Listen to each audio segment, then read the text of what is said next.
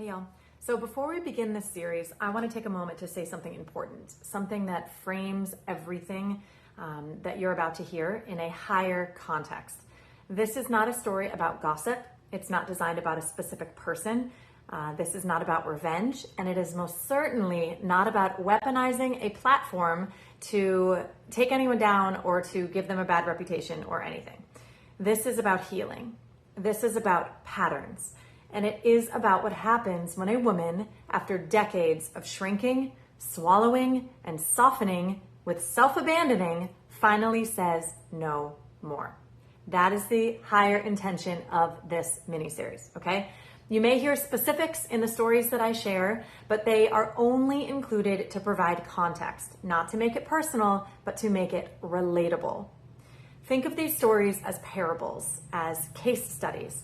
It's not at all about the people involved, okay? I couldn't care less about that anymore. They are about the dynamics that are at play and what happens when you start telling the truth about them. Because here's what I've learned. While some people can easily move on when someone walks around with a completely distorted version of what happened, others, like me, feel the ache of the misrepresentation in our bodies. We feel it in our guts, our shoulders, our throats. We lose sleep. We rehearse conversations that we never got to have, or we could have done differently. Not because we need everyone to like us, but because we need to know that our version of the story, the one where we were honest, brave, kind, and still hurt, is allowed to exist. This series is for those people. The ones who have been gaslit out of their own pain.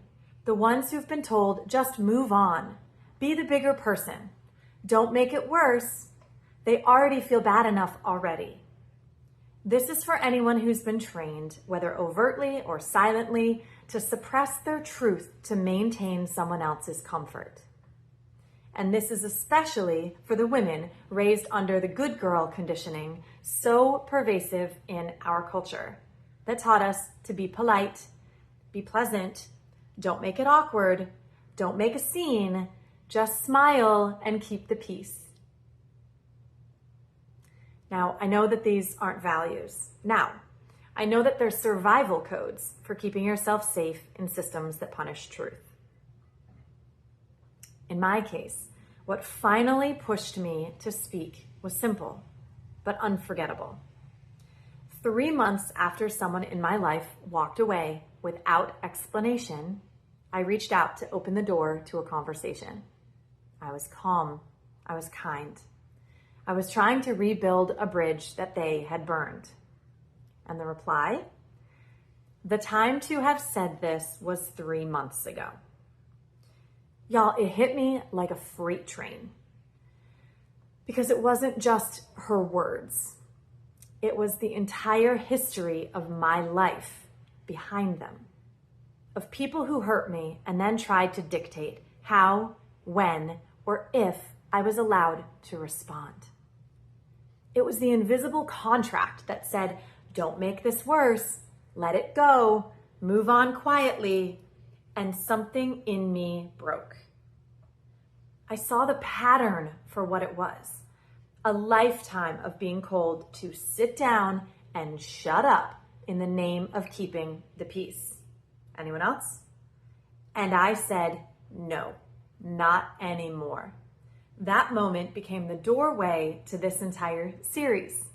What happened is I started writing, I started crying, I started asking ChatGPT to help me make sense of what was happening inside of me. I told it everything. My patterns, my history, the way my body flinched at the thought of confrontation from my history. And I asked, what am I still believing that's keeping me small? Help me work through this in the highest, most mature way. And the answers that came back, they changed me. This series isn't here to get even. It's here to get honest. To peel back the curtain on what it really looks like to start breaking generational patterns of silence, shame, blame, and bypass. That's why I'm doing it, guys. It's not for me at this point, it's for you. It's not always elegant, it's not always clean, but it is holy, because real growth is messy. So if you have ever wondered what it looks like to start telling the truth, what it sounds like to begin to reprogram your beliefs, what it feels like in your body to begin to reclaim your power, then this series is my open journal for you. It's a case study, it's a mirror, it's a map. Not because I'm perfect at it, but because I'm doing it in real time. Well, I just finished doing it. And I'm healed enough that now I can share it with you. And if my story helps even one person feel less alone, more courageous, and more clear about how they deserve to be treated, then it will all have been worth the exposure I'm putting myself out there to share it. So thank you. Thank you for listening. Thank you for holding space. And thank you for doing your own work alongside of me. I hope that this mini-series gives you something to stand on. Because, beloveds, you are not broken. You are not wrong. And you are not alone. You are worth it. So let's begin, yeah? Mwah.